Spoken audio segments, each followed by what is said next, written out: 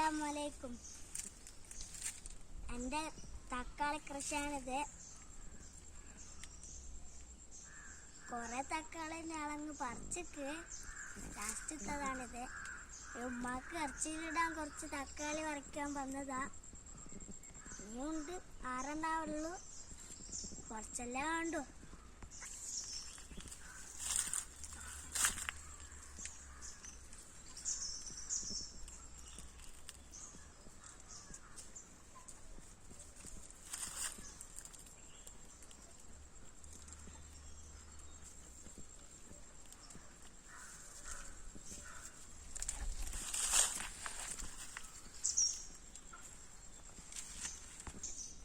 ഇനി ഇതുപോലെ നിങ്ങളും കൃഷി ചെയ്യാം. അച്ഛനമ്മ കാക്കേണ്ടോട് അച്ഛൻ പറഞ്ഞ അമ്മ കൊത്തിയിട്ടേരെ.